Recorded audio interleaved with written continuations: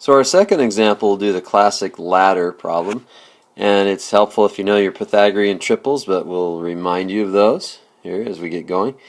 So we're starting off by just drawing the diagram. You'll get a bunch of words that describe the process here, or the situation, I should say. And but I'm just going to go ahead and draw a picture and talk to you about the situation. We have a 25-foot ladder, and ladders are always nice and straight and only one. Yeah, I mean just 25-foot ladder. And then they're always leaning up against a wall of some sort, and that wall is always vertical. And then the base of the ladder is going to be sliding away from the wall, which means that the top of the ladder is going to be sliding down the wall. Okay, so the base of the ladder is sliding away, and the top of the ladder is sliding down. Okay, so classic related rates problem. Here we've got y would represent the distance between the ground and the top of the ladder. Okay, and then we're going to let x be the horizontal distance here between the wall and the base of the ladder. Okay, so you can see x and y are both changing. You can see that the length of the ladder is going to remain constant. And let's write down what we want, what we know, and and how to relate these two variables. So we have our want step up here, we have our know over here, and then our relate we're going to put down here this time, because normally we're going to need more space than just the space we had in the last problem. But what are we given here? We're given that the base of the ladder is pulled away from the wall at a rate of 2 feet per second. Okay, so this is changing at a rate of 2 feet per second. Well, what's changing? The rate of change of the base of the ladder. Well, what does that mean? The x represents the distance, and the rate of change of the distance between the wall and the ladder, base of the ladder, is 2 feet per second. Okay, and that means that our know step is that the rate of change of x with respect to t is equal to 2. And you have to ask yourself again, is that quantity getting bigger or is it getting smaller? Well, as the base of the ladder moves away from the wall, we know that that quantity x is getting bigger. So we say that the dx dt is equal to 2. So the base of the ladder is moving away at a rate of 2 feet per second. So the question we have is, how fast, I'll write that right here, how fast, and so you see what the question is the top of the ladder, let me write it better here, of the ladder, you should write this down also. How fast is the top of the ladder moving down the wall? Moving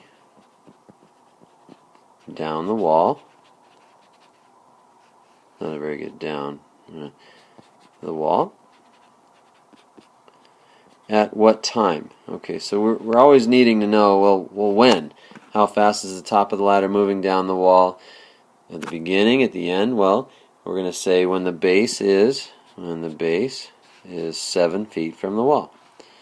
Is 7 feet from the wall. Okay? So we have a moment in time that we want to know how fast that top of the ladder is moving down the wall. And then, if you think about it, as a ladder moves down the wall, one would think that at the bottom it would be going a lot faster, top of the ladder anyway, top of the ladder would be going a lot faster at the bottom than it would be at the top. Okay. Anyway, let's just check that out and see how it goes. We have to translate all these words here and write something down right up there underneath the want. Okay, and the top of the ladder, we want to know how fast it's moving down the wall. Well, what we're asking for is here, what is the rate of change of y with respect to t? At the precise moment when the base is 7 feet away from the wall, that means that the value of x has to be 7 at that time. Okay, and so there's our want and our know, and what's our relate? Well, we have to relate the variables x and y, coming up with some equation that relates both of those variables and keeping just those variables in our equation. And we can see that we have a right triangle here, so we know that the Pythagorean theorem says that x squared plus y squared is equal to 25 squared. Don't worry, you don't have to square 25. because what we're going to do here is, remember, want, know, relate, and then what do? We differentiate. That's right. Very good. I could almost hear you say that. Want, know, relate, and then differentiate. And always we're differentiating with respect to t. Okay, and running out of room here, but I think we can handle this. We're going to move this right over here. If we take the derivative of the left side, we know that the derivative of x squared is 2x times dx dt. Okay, we know that the derivative of y squared is 2 times y times dy dt. Okay, in the past we've done implicit differentiation, and we haven't had to have a dx d something, but now both x and y are dependent variables, where t is the independent variable, and so we have to use the chain rule on both of those.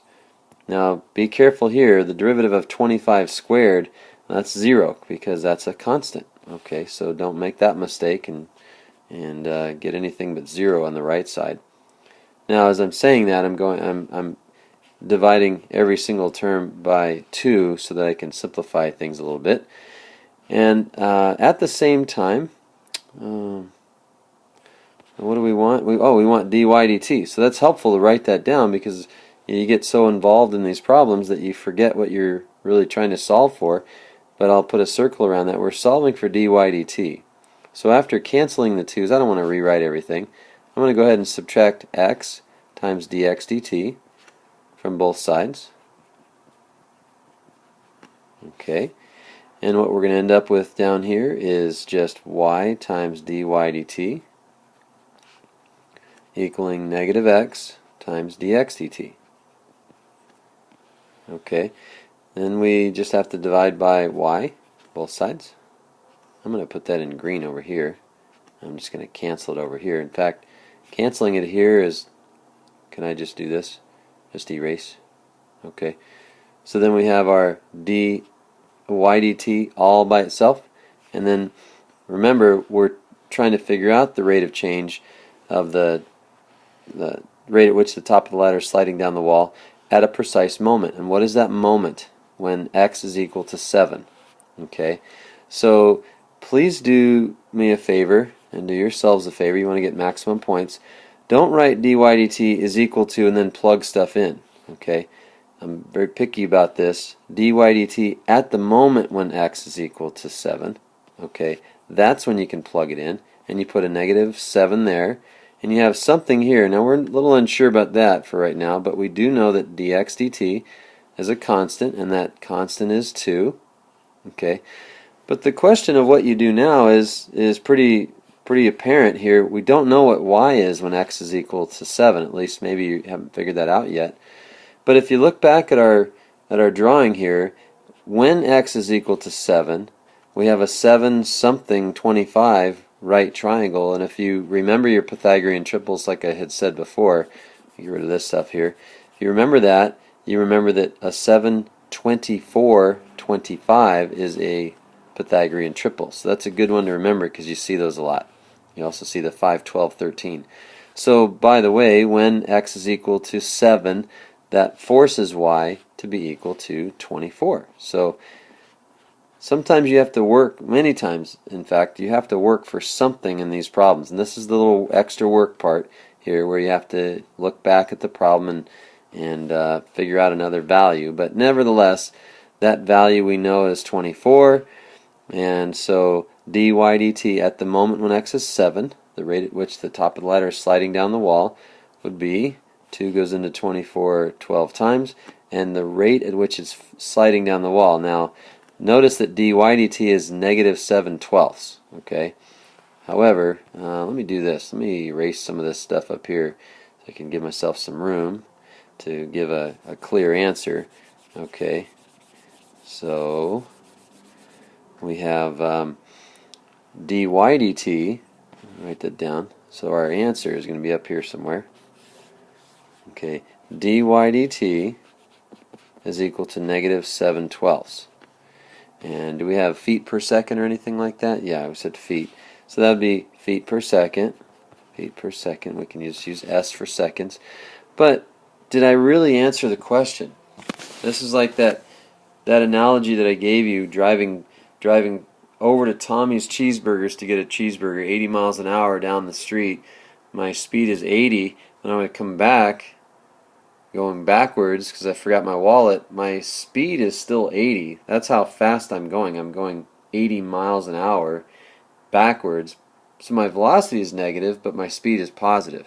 Okay, and so you just have to be careful how you answer the questions. This, when you see the words "how fast," that's going to be speed. Okay, how fast is related to the speed.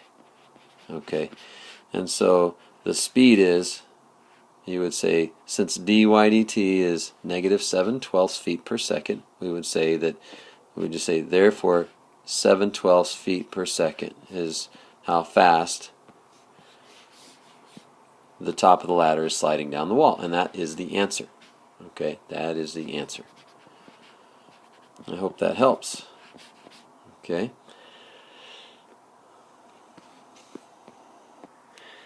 So I want you to do a couple practice problems here in these notes before you tackle those multiple choice questions that I had you print out and that I would like you to go ahead and fill in the Google form with. But anyway, I'm going to show you the two solutions to these on the next couple of slides, so please go ahead and pause the video, try these two problems, and look at the next. Try problem number 1 and look at the solution, and then try problem number 2 and do the same thing. Okay, so here we go. Problem number 1, we know that dx/dt is 3. That's what was given. And we're also told that we want to find dy/dt. Okay, so we want our dy/dt at the precise moment when x is equal to 4. Okay, and so what is our equation that relates the two? Well, we were given that y equals the square root of x. And I like to write that as x to some power, and so we have y equals x to the 1/2. And then, just like all the others, want, no, relate, and then differentiate. Okay, so we're going to differentiate both sides. Oops, let's try that again.